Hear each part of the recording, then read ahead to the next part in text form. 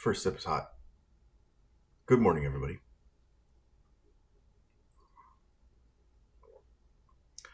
Today, we are here to help. We're always here to help, but I think this is especially important. We're here today because someone you love deserves to have a better life. You know, and maybe they don't even know the issue that they're facing. They probably, or this may have happened to you, and I care about you. So, it probably started innocently. You bought a $249 guitar and you really liked it, and it was awesome. But soon, enjoying that instrument just in and of itself wasn't enough, and then you start getting into comment sections where you weren't even invited. You start confronting strangers who owned more expensive guitars than you.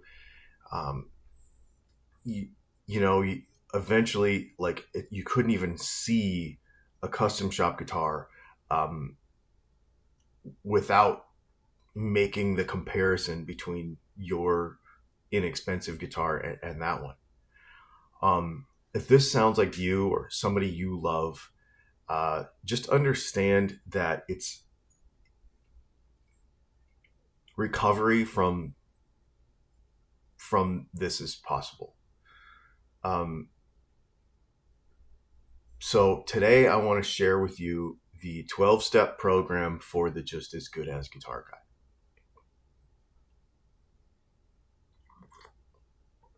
First of all, we probably should spend a minute understanding the symptoms of the 12 or of the Just As Good As Guitar Guy.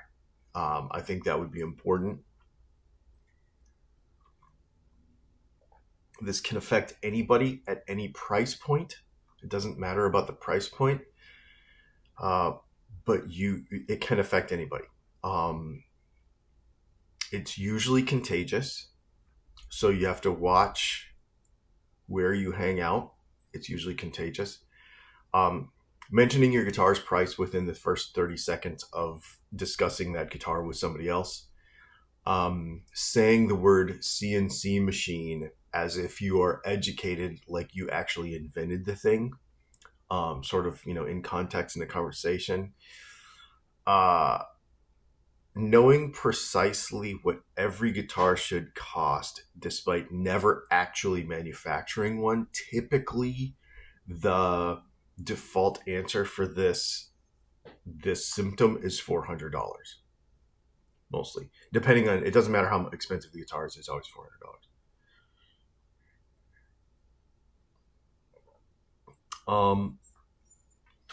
Typically, extra features don't cost money. They just jump on the guitar for free. All pickups come from the same factory. Watching guitar videos about guitars you hate more than guitars you love is also a symptom. Describing every expensive guitar owner as a lawyer or a doctor, even though we're pretty sure that more than lawyers and doctors own premium instruments.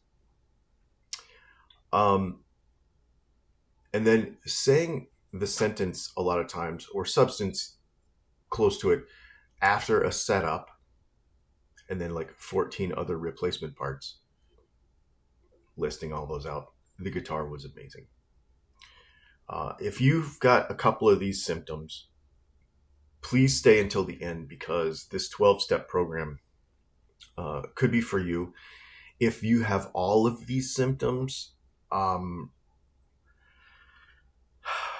would recommend that you save this video to a playlist and watch it every day until you really start to feel it. So let's get into let's get into the 12 steps. 1, you need to admit that you have a comparison problem. The first step would be admitting that you are powerless over the unsolicited comparison. Nobody asked you, right, in most cases, whether your $249 guitar was better than another one. A person simply posted a picture of their guitar and said, I finally bought my dream guitar, whatever it is, Gibson, Fender, custom shop, anything. And somehow immediately out of your fingers onto the keyboard without even thinking came, but my Harley Benton has stainless steel frets. That wasn't the question, Gary, or Jim, or Bob, or Fred, or, just as good as 437, or whatever your username is. You have to accept, you need to accept, step 1, that not every guitar-related conversation is secretly an invitation to defend your purchasing decision. Sometimes, most of the time, when you see a post in a group somewhere, that person simply wants to show you their guitar. They just have a guitar and they want you to see it too, because they love guitars too. Step 2. This is tough for a lot of folks. Accept that liking your guitar is simply enough. That's enough. That's enough. Repeat after me, everybody. I like my guitar. Stop. Just stop. Don't add anything to that sentence. That's a complete sentence. Don't say, I like my guitar more than guitars that cost 3 times as much. Don't say, I've played 47 custom shop guitars and none of them can hold a candle to my Firefly. Don't say, this Epiphone has put Gibson on notice. Simply enjoying your guitar is allowed. That's allowed. You don't have to do those other things. You don't need to defeat another guitar in some sort of ritual combat of word games or even mental games or whatever before you can form an emotional connection with your instrument, no matter the price point. This is very important. Your guitar can be great. You can love your guitar without you turning into like some sort of tactical John Wick of acrobatics trying to tell somebody else about it. Like it just doesn't, it's not necessary. Step 3. There are 2 phrases that are helpful to learn. Learn the difference between good enough and the same. Okay. Equivalence is not necessary for good. Okay. So a guitar can be good enough for you without being precisely equivalent to something that's much more expensive. I know it's hard to grasp that when more expensive things exist and you're having a hard time with this whole concept. I get it. I understand why. I don't know what kind of car you drive, but probably a Civic with a pizza sign on top. That Civic gets you to work, right? That doesn't make it mechanically identical to a Porsche 911. And saying that would require a little more documentation. I would need to see some comparisons. And I would need to see if you say that your Honda Civic, is mechanically equivalent to a Porsche 911. I'd need to see some documentation on that. I need to see some receipts. That car might be great, and it might get excellent gas mileage. It might work awesome, but it's not the same, right? So good enough to serve a purpose and the same as something else are two different things. Your inexpensive guitar may play amazingly. Um, you may legitimately prefer that instrument over more expensive instruments. But personal satisfaction with the device, okay, because it's just a thing, does not automatically establish manufacturing parity, as in equality, equivalence, I should say, equivalence. It's not an insult. It's simply how nouns and adjectives work. It's simply how words work, right? So it's okay. It's okay that good enough and the same can be two different sentences. I know this is a really hard concept for some people, but just kind of allow yourself to,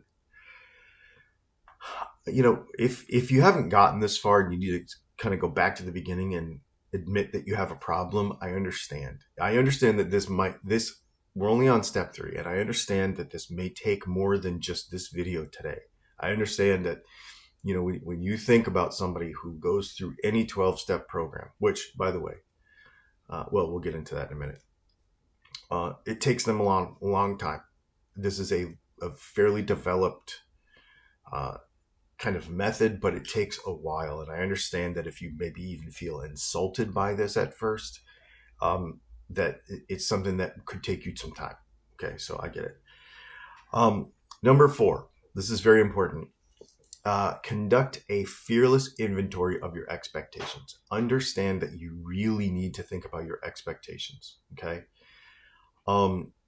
When you buy an expensive instrument, many times you will not put up with things like bad frets and various things like this. But when you buy a $300 guitar, a lot of times you'll sort of put up with that.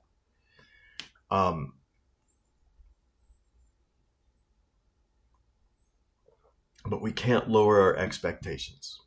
If it's a new product, it needs to be a new product. We can't have double standards. It's an unhealthy thing to carry double standards. You'll find that you'll have less friends. You'll find that you'll be very difficult to have intelligent conversations with. You'll find that people will be very annoyed with you. You'll find that if you have double standards, your wife will and your children will have a difficult time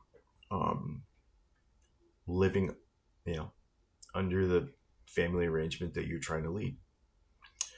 It'll be tough if you are a double standard guy. So just be real. It's a bigger problem, right, than just the quality control on your Firefly. Number 5. Say your guitar's name. Anytime you say your guitar's name, just say the name of that guitar without saying another name.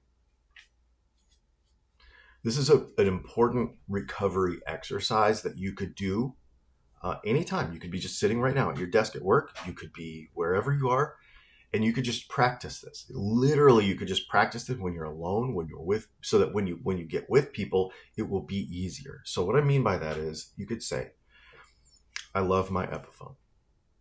I love my Harley Benton. I love my Firefly. I love my Jet. I love my Ert. I love my Squire. Okay? And then count to 5. 1, 2. Don't mention Gibson. 3. Put the phone down.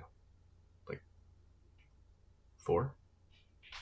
Nobody asked about broken peg heads on more expensive guitars. 5. Congratulations. You've successfully mentioned your guitar without attacking another guitar. This is an exercise that you can do anytime. You could just be sitting at your desk and just say, I love my Squire. Stop. Stop. Tomorrow, if you can do this today at work, then tomorrow I would recommend then discussing your guitar and your love for it with someone else without mentioning or comparing another brand in the same sentence. See if you can do it. If you can't, then come back to this, sit at your desk, kind of close your eyes and just go, I love my Jet. Stop. No comparison with another guitar in the same sentence. No mentioning another guitar in the same sentence. Do that exercise on a daily basis, and it might take some time. It might take some time because the reflex, obviously when you have this just as good as problem, there's a reflex that has been built up in you that comes out, and you have to sort of retrain your mind, to get out of that cycle, right? You have to break this mental cycle that you're constantly in to need to mention or compare another guitar with your inexpensive guitar. It's a tough thing to do. I understand. Number 6, accept that the specification sheet is not the entire product. Okay, all guitars are going to have, and most copies are going to have the same body wood probably. Some of them can have a maple cap. Some of them can have 2 humbuckers, but that doesn't mean that they're the same. They might look the same. They might have kind of the same shape. 2 meals can have the same ingredients. Both can be enjoyable. But, if one is from a takeaway place and one is from a fancy restaurant, there will be differences that can be perceived by folks who understand the difference. There will be differences. There will be differences in the craftsmanship of these products. But if you charge into a steakhouse with a takeaway receipt from some fast food place, and you slam a receipt down on the table and say, look, this also contains beef, they will laugh you out of there. Materials matter, but also do grades, material selection, tolerances, finishing, all of those things matter. So a parts list is not a finished product comparison. It just isn't. Just because everybody uses a CNC machine doesn't mean that all the guitars are the same. And I like, someone can possess an expensive tool. I have very expensive kitchen knives, but it doesn't make me a world-class sous chef. I just think the tools are cool. Right? So that is a thing. Number 7, admit that your sample size of 1 or 5 or 15 or 20, depending on how many inexpensive guitars you have, is a sample size of whatever that is. It's a sample size of 1 is a sample size of 1. It proves something very important, that you got a great guitar, because you may have gotten a great guitar. But it does not prove that every guitar from that company is flawless. It doesn't prove that every expensive guitar is a scam. It does not prove that quality control is identical everywhere. It doesn't prove that dealer networks are unnecessary, because you can just buy this guitar and it shows up and it's fine and you don't need to worry about returns and stuff. And it also doesn't mean that anybody that spent more than you has suffered some sort of head injury or has some sort of mental problem or is being scammed somehow or is dumber than you because they've spent more money than you. Your personal experience is valid because you got a good guitar, and that's great. That's very good. So we need to not overlook that, right? But it's not a peer-reviewed study of the global situation surrounding quality control just because you got a good one. And therefore you have proven that it is possible for a guitar to be made for $250 and it'd be awesome. And therefore we can just come to a conclusion for the rest of the world. Just understand that that's not reasonable. Okay. And I know that some of these things we really kind of need to take internally and really think about as a person. And I know this video is long, but there's 12 of these things, man. This is important. And this is a completionist sort of process. If you stop at 6 or 5, it's not going to be effective. And I know that when you suffer from this syndrome of just as good at ism, you're going to need all 12. Number 8, make amends with the people whose guitar day you have ruined. Think back to all the innocent people who posted, I have saved for 5 years and I bought my dream guitar, and you responded, you paid for the logo. Or, yeah, but it doesn't have stainless steel frets. That person was not looking for a financial audit. Again, if we go back to the beginning, they were not looking for your opinion. They were just simply sharing their instrument. They were happy when they opened their guitar case. They were happy when they got their cool guitar. They thought it was cool. You went into their party and ruined it. Find those folks and make amends with them, and don't repeat that, right? That's a difficult thing for people to do. I understand that when it's hard to admit that you're wrong. It's hard to admit that you've hurt somebody. It's hard to admit that you've affected somebody, but you really, really need to do that. Find somebody who bought a new guitar in a group and say congratulations, and that's it. Think to yourself when you do that. This is important. Your purchase, you can say this to yourself. This is another thing you can do sitting at a desk. Say this to yourself. Your purchase did not require my approval, right? Your happiness for your new guitar was not an attack on my guitar or me or my mother or anything personal about me. Your happiness with your guitar was not an attack on me. I know that's difficult. Some of you have been dealing with this syndrome since Harmony Central, which is many years. So it's going to be difficult. It's going to be a lot of people to contact, to go through your old correspondences and your old posts and be like, I'm sorry. I'm sorry I ruined your new guitar day.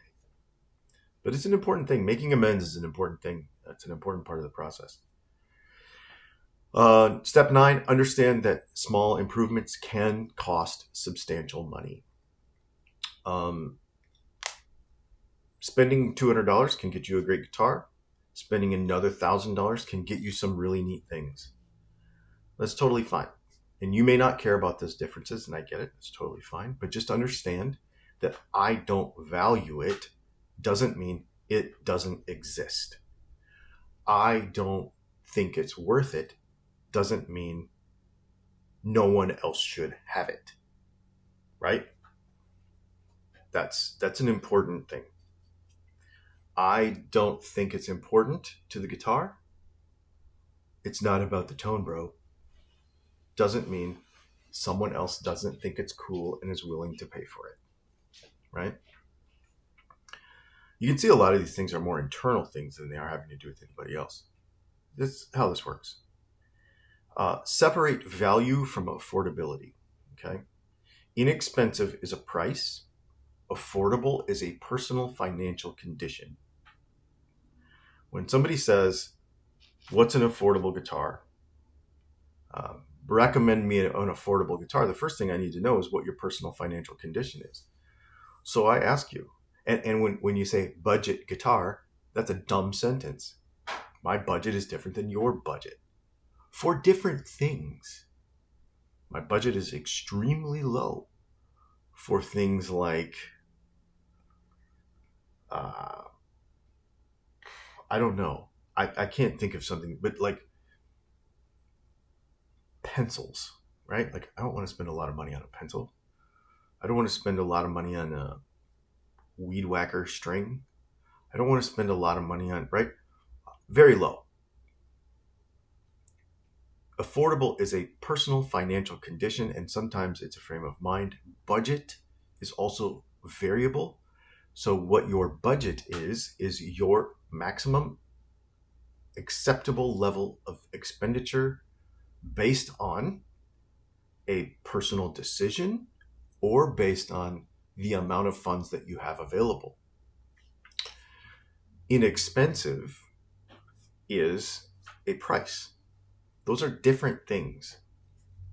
The value is relationship between what something costs and what that thing provides to a particular person. Those are three different things, right? Cost, budget, and value are three different purchases. A $300 guitar could be a terrible value if it's constantly frustrating to its owner, right? A $3,000 guitar could be not a great value for a person who can't get it because they don't have the budget for it. But a $3,000 guitar can be an excellent value if somebody plays it for 30 years and once you amortize that out, and loves it every day, right? Or they could hang it on the wall and stare at it and enjoy seeing it there. That's allowed too. They see value in that. We hang paintings on the wall. I've got a piece of art right here. I've got a piece of art right there. We hang paintings on the wall. We hang pictures of our family that are extremely valuable, and all we do is look at them. If our house is burning down and we have a picture of our grandmother on the wall, we grab it off the wall when we run out the door, right? Extremely valuable, and all we do is look at it. A guitar can be the same way. Value can include the performance of the instrument, right? The reliability of it, pride of ownership, the history behind it, the design, the heritage of the company, the dealer service, all these things. Simply just thinking it's cool. Value. Value calculation is personal. It should stay personal. It is not a court order. It is not a precedent that everyone else must live by. Your value of a product or a thing is yours. It's not my business. I can share with you as a reviewer the features, the cost, and recommend a kind of slot in the range where maybe you should live if you find things interesting. But ultimately, how much that value has to you is your choice. Number 11, this is probably going to be one of the hardest things in the world. This is going to be hard. This is another one where you're going to have to revisit this. You need to allow others to spend their money incorrectly. This is probably going to be the hardest step of the whole program. Somebody somewhere right now is buying a guitar that you would never buy. They will use their own money, not yours. They will choose it for reasons that you don't agree with. They will not ask you first. They're going to do it. Just let it, okay? Their purchase doesn't raise your taxes. It doesn't make your guitar more expensive. It doesn't steal your guitar from you. It doesn't invalidate your happiness with your instrument. If you've made it to step 11 and you're serious about this, it doesn't even require a 700-word comment starting with, I'm not really a hater, but, and then this entire diatribe explaining why that person shouldn't have bought that guitar. You don't need to save anybody from buying something that you wouldn't buy. Sometimes there's freedom and peace in allowing another adult to order a gold top custom shop Gibson without forming a congressional subcommittee of comment section to judge them for how they spent their money and how their life has nothing to do with yours. You need to work on that. Step 12, and this is higher level stuff. Help another just as good as guide to recover. It's not complete until you help somebody else in their journey. You know, when you see somebody starting to type, my $199 guitar totally destroyed every Gibson in the store.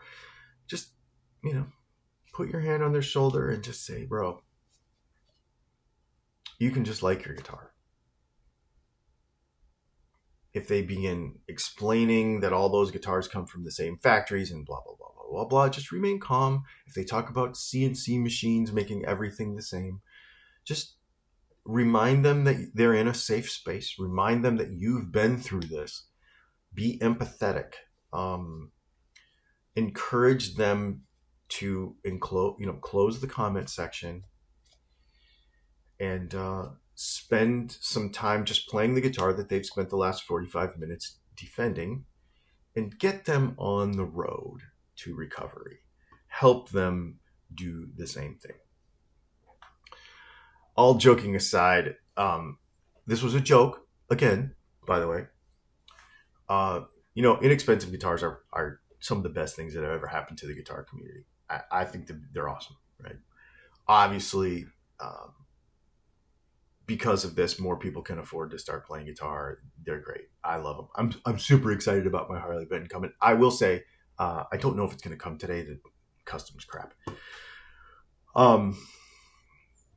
But your contribution to the community does matter, and so we joke about this stuff, but your contribution to the community matters, and how you engage with other folks and enjoy guitars. The goal is to just enjoy the stuff, right?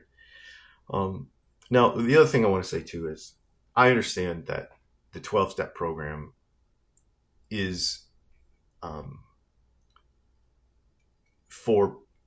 is a serious thing. And I know this was a joke, but I don't want to take away from anybody who has spent real time fighting addiction. I have. That's a story for another day. I have done the same. And I will say that it is a difficult journey. So this is not to make light of the methods that people use to fight those very real things. But, a lot of the principles do apply, right? A lot of the principles do apply when we are trying to actually be a better person and communicate better and contribute to a community in a more positive way. And so, yes, it's a joke, but it's kind of not, because this corner of the internet is very negative. And so it's really cool that we can joke about it. I want people to take this stuff less seriously. So there you go. That was fun. We should do one for guitar snobs too.